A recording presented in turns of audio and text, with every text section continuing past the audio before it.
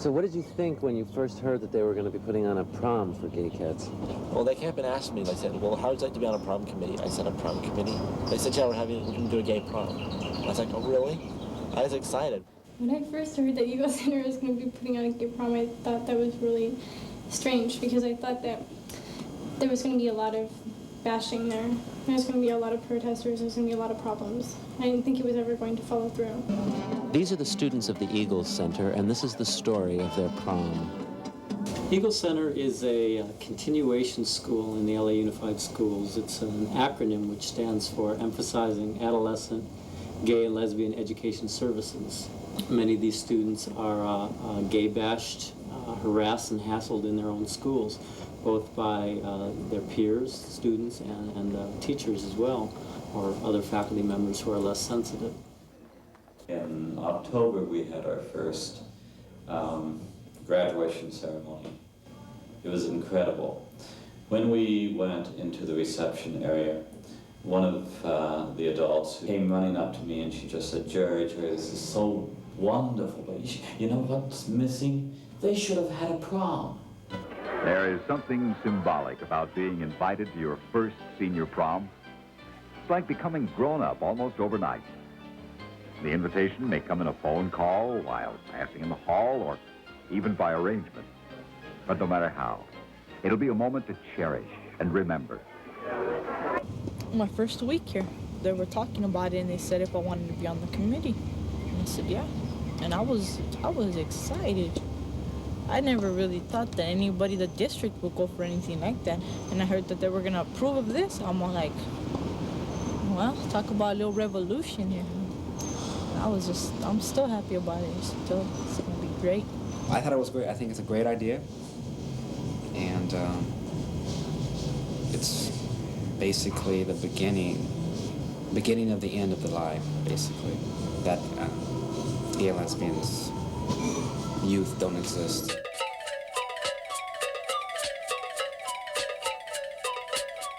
And we've had tremendous support from the Board of Education, from the hierarchy within the LAUSD. I was at a commission meeting for our own Gay and Lesbian Education Commission when Jerry Beatty was introduced, and where it was said that he wanted to put on a prom and that we as a commission were going to be as supportive as we could. It was hard at first because it was a gay and lesbian prom, and being the first time this, not being a traditional school, we didn't have the funds that other schools had. We weren't sure the prom was going to come off because we got off to a late start and there was more expenses than we anticipated. But in the 11th hour, the gay and lesbian community rallied with fundraisers and donations. I know it made a very big difference in my life had I had an opportunity to go to a youth prom that was for gay and lesbian youth. I mean, I went to my youth prom and I muttered through it, and it was fun in some ways, but it really wasn't the most satisfying. I was there gazing at all the boys that I really wanted to be with. But luckily, I will have the opportunity to go back to the prom and chaperone with my fiance, Bill, because we're going to chaperone the youth prom next month.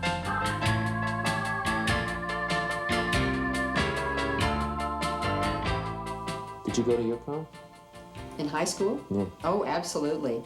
And this is the funny thing about the 50s. For girls who didn't get asked to dance by boys, it was acceptable for girls to dance together. So I had my girlfriend that was my first lover at that time, very closeted, of course, and she and I always used to dance together at the sock dance, and nobody thought anything of it. But if I had asked her to be my date to the prom, that would have been a whole different thing. That would not have been acceptable. That is such a landmark in people's lives. It's so sacred, and it's such a, some people call it a rite of passage, a transition, or whatever, and it's incredibly important that the person that goes through this can do it in a way that's really deeply, truly positive for them. Did you go to your own high school prom? And if yes, you did, what was that experience? I did go to my own high school prom, and I went with a young man that was a friend of my sister's, and it was like everything else that we as gays and lesbians were forced to do. We had to pretend that we were someone else, and we had to pretend that we were taking part in a ceremony that really did not have the meaning for us that it had for young heterosexual youth. Obviously, first thought was just for Eagles Center, but that went by the wayside very quickly. And we said, look, although there's not a ban on same-sex prom dates in the Los Angeles Unified School District, very few youth, I think, feel strong enough about themselves to go with the same-sex date to their own proms at their own schools. For anyone to be who they are completely, I think is terrific. And it just reminds me of the book I read by Aaron Frick, I believe, that called Reflections of a Rock Lobster. When in 1979 he went to court for the right to take his boyfriend to the senior prom, and won. I think there's one spot in the book where they play a U2 song, and everyone starts dancing with people of the same sex. Everyone sort of split up, and all the women danced with the women, and all the men danced with the men, and there was like one magical moment where everyone just forgot about it, and just had fun, and then it changed. I never went to a prom. I never went to a dance with a girl. I've never been with a girl. I never had the need to be with a girl. I've always known intrinsically that I was gay, and I always would be gay.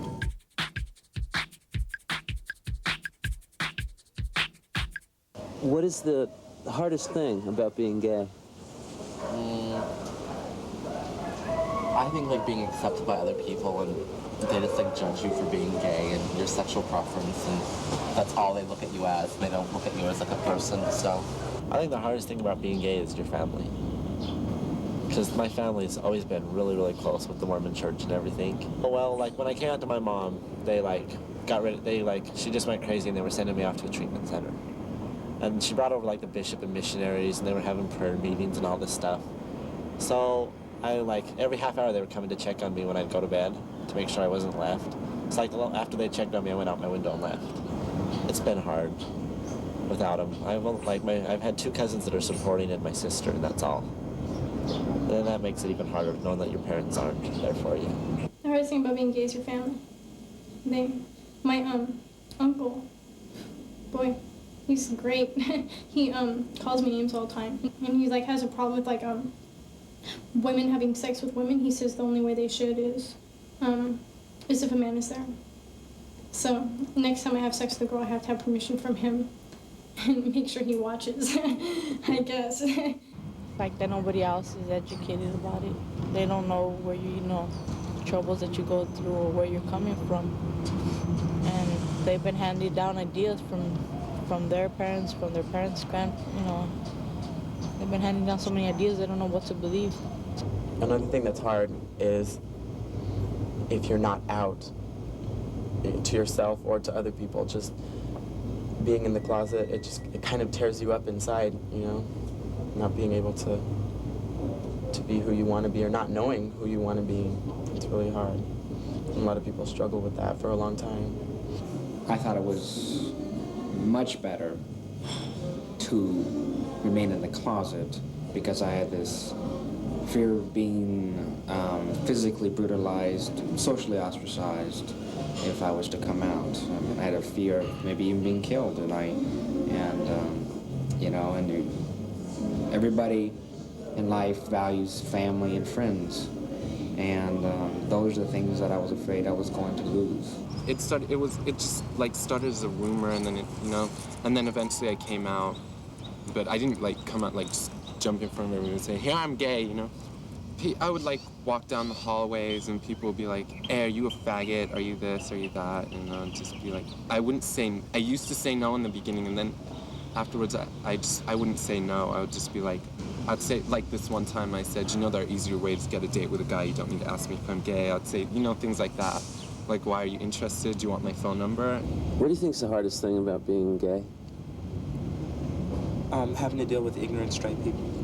I don't know, we just had the 20th anniversary of my high school graduating class this June, and it happened to fall on Gay Pride Day. So I wrote my class a letter saying that I wasn't going to be coming because it was Gay Pride Sunday, and I was going to be in New York celebrating. And I said to them, you know, in the letter, to those of you who used to call me queer in high school, I'm writing to tell you that you were right. I was, and I congratulate you on your perceptiveness, and also hope that the intervening years have made you nicer people.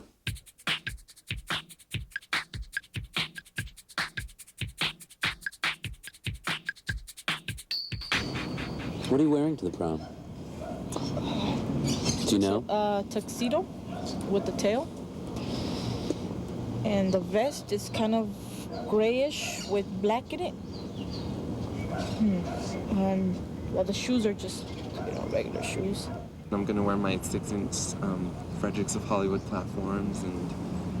Which will make you how tall? 6'7". I'm 6'1" without the heels. So are you looking forward to it tomorrow night? Yeah, definitely. I have my tuxedo rented and everything. We never came up with the money for the limo, so my brother-in-law has a Ford Tempo 92 and tinted windows system that bumps. And it's nice, so we just told them we'll give you $80, $90 for the night, and you just drive us around for the whole night. When we say night, we mean night, till the break of dawn. So you're taking this person to the prom? No, we won't be going to the prom. As a matter of fact, we broke up 3 days ago. Oh, wow. Yeah, kind of been very rocky, but I'd rather rock a little on the life-enhancing sea of love than to remain stagnant on the lifeless shores of lovelessness, basically.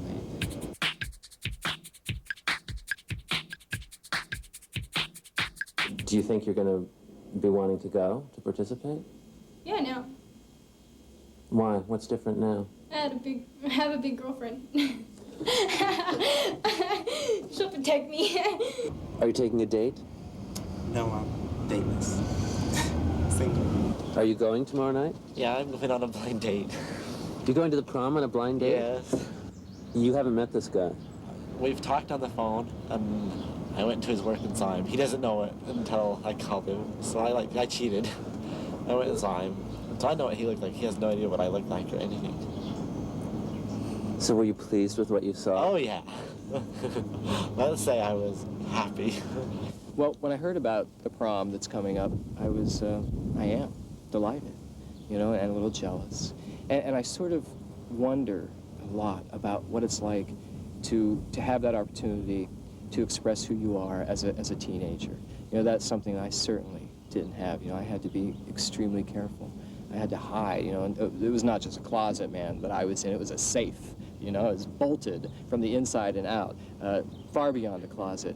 So, you know, and I felt very happy that we had progressed to this point, that we could offer this to kids, that they could sort of come to terms with who they are in a safe and loving way. I mean, I think it's a beautiful thing.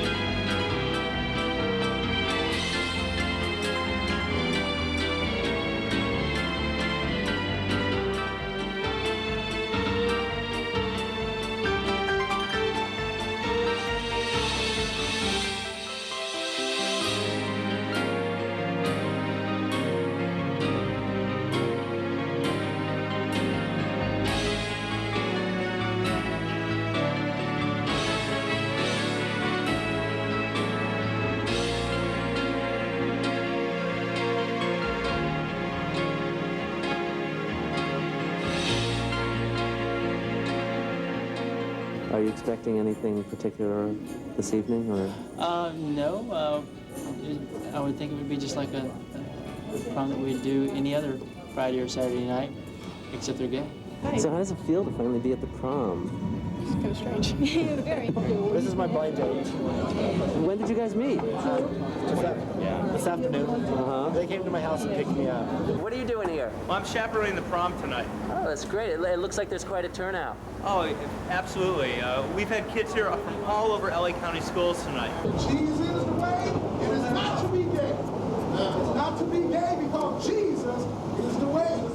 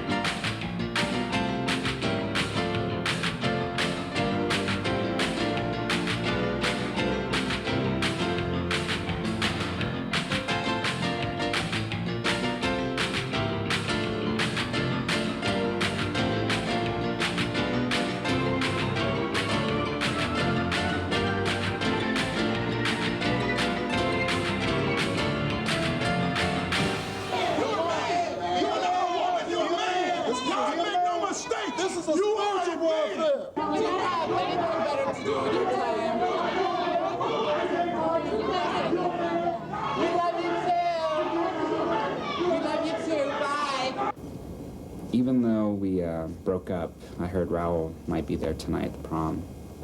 Either way, though, I'll be fine. I'll have a good time by myself.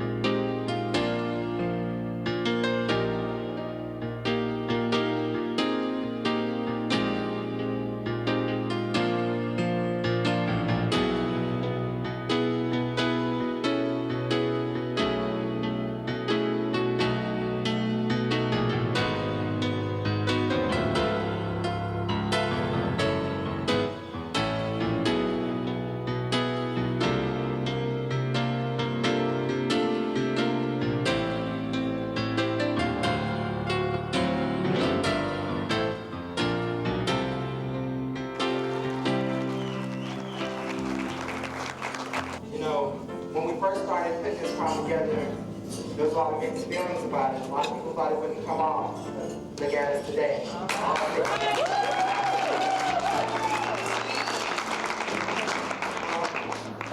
Okay, this says, presented to Jerry Batty, a visionary for outstanding leadership, Eagle Center, first prom, May 20th, 1994, LAUSD, and thank you everyone for being here and being the prom.